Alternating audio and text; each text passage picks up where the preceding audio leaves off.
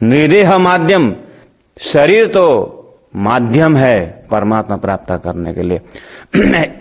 मनुष्य शरीर का महत्व गाने के लिए कोई संत ने, चाहे पश्चिम का हो चाहे पूर्व, चाहे वेस्टर्न फिलोसॉफी हो चाहे वेस्टर्न फिलोसॉफी हो, किसी ने इसमें कसर नहीं छोड़ा है। तो ये आगे वालों को शब्द से ही हम इतना तो जान सकते हैं कि मनुष्य शरीर मोक्ष प्राप्ति के लिए एक अमूल्य धन है। इसके लिए कोई तर्क वितर्क की जरूरत नहीं है, थोड़ा होश में आने की जरूरत है। तो ऊर्ध्वमूलम अधशाखम, गीता ने जो एक संकेत किया है कि ऊर्ध्वमूलम यानी सृष्टि का जड़ ऊपर है और अधशाखा है, उल्टी है, तो सब शाखा में भूल गए हैं। मनुष्य शरीर जो है शाखा में भूल गया है, मूल को शाखा में भूल गए, मूल को शाखा में भूल गए यानी भूलना, और मूल को भूलना मतलब मूल को किसी ने ख्याल नहीं किया है। इसी बाजार में मनुष्य शरीर खत्म होता जा रहा है।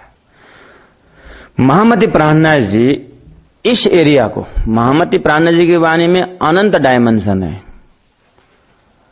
प्राणनाथ जी की पर्सनालिटी डायनामिक पर्सनालिटी है। कहां से उनको कैसे पहचाने, तो अलग अलग आयाम है। इस पार्टिकुलर प्रकरण में महामती प्राणनाथ जी मनुष्य के वो बुद्धि को हैमरिंग कर रहे हैं कि जो शांत से बैठे। किस एरिया में शांत है?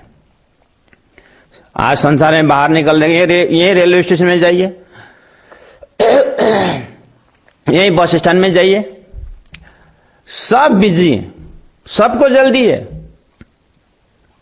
लेकिन महामती कहते हैं नहीं, लोग बहुत शांति से बैठे हैं। और किसी के पास जाके पूछे आपको शांति है? नहीं, शांति नहीं है। क्यों? बहुत कुछ करना बाकी है, बहुत कुछ करना है। लेकिन महामती कहते नहीं, शांति से बैठे लोग। कौन से एरिया में शांति है? बस आत्मा, परात्मा, परमात्मा, परमधाम, मोक्ष, जीव, ईश्वर, इन जो शब्द जो है इसके भी बीच में लोगों को शांति है।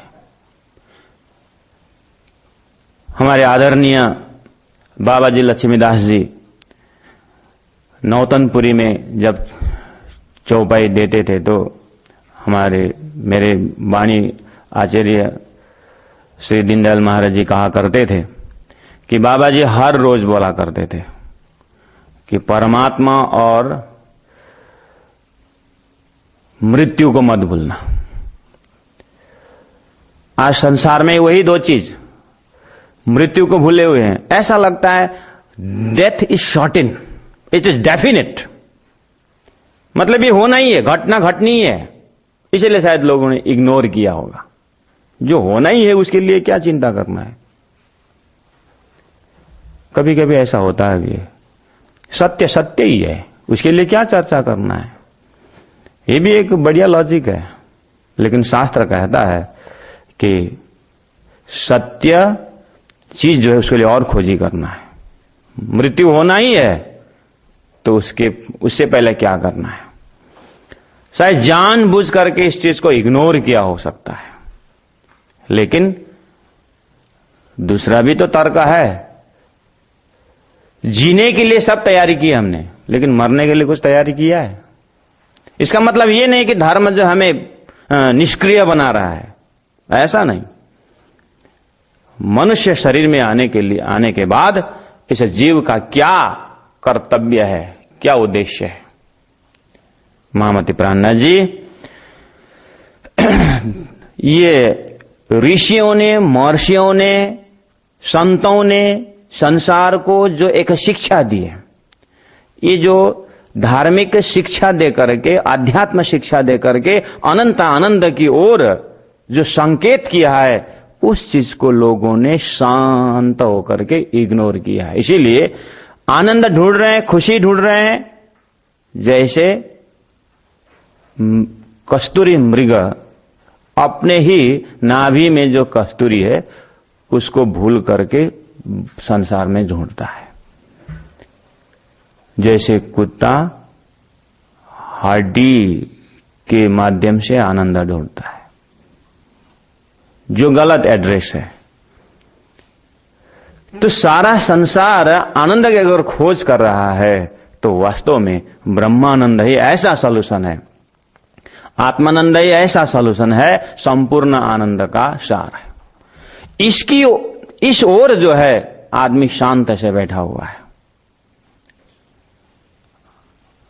शायद इसीलिए शेषनाग और शेषशैया में जो हमारे शेष नारायण भगवान जो बैठे दिखाया हुआ पोजीशन जो है, शायद वही पोजीशन में लोग दुनिया बैठी हुई है।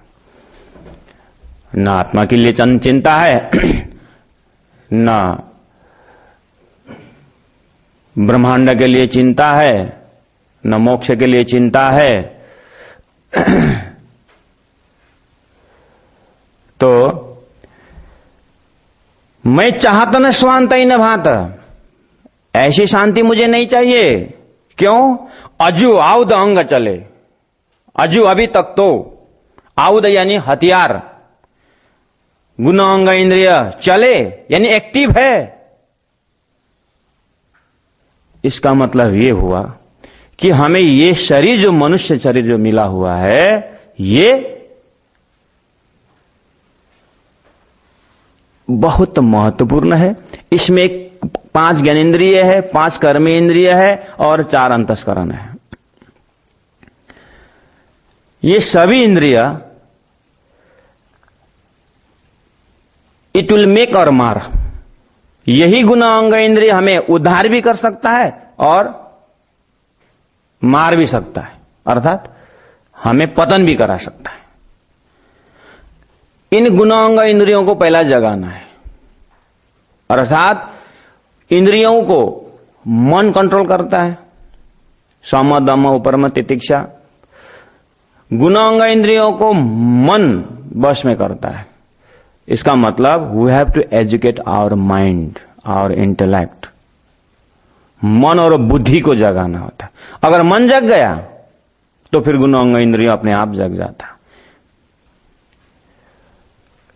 अजु आउद यानी गुणांग इंद्रिय, एक शरीर में जो 5 ज्ञानेंद्रिय 5 कर्म इंद्रिय है, ये बहिरंग है। और अंतःकरण मन बुद्धि चित्त अहम, ये अंतस्करण है। अंतस्करण दिखता नहीं, इसलिए अंतःकरण यानी इनर इक्विपमेंट ये दिखता नहीं है। कंप्यूटर का भी वो सॉफ्टवेयर हार्डवेयर जैसा होता है, सॉफ्टवेयर दिखता नहीं है, अंदर ही अंदर काम करता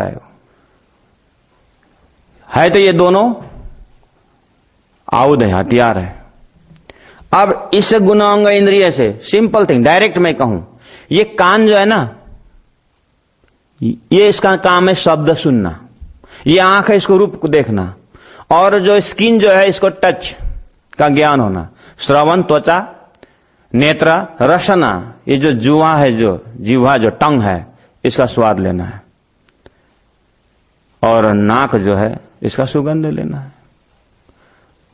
इस सिर, ये जो गर्दन के ऊपर ही दिया है, सिर में दिया है सब फैकल्टी, इसलिए तो सिर को ब्रह्म भी माना हुआ है। ये सब साइंटिफिक है, लॉजिकल है। हमें सिखाया गया है सिर को ऊंचा रखो, सिर को नीचा मत रखो, सिर को झुकाओ। ये सब बातें क्या है? यानी सिर को झुकाओ मतलब ऐसे ज्ञान जीवन में उपलब्ध करो जैसे फल लगा हुआ वृक्ष झुकता है, यानी झुकना सीखो, यानी ज्ञानेंद्रियों से ज्ञान हासिल करो और प्रेम में परिवर्तन हो जाओ और प्रेम में पागल हो जाओ, अद्वैत बन जाओ।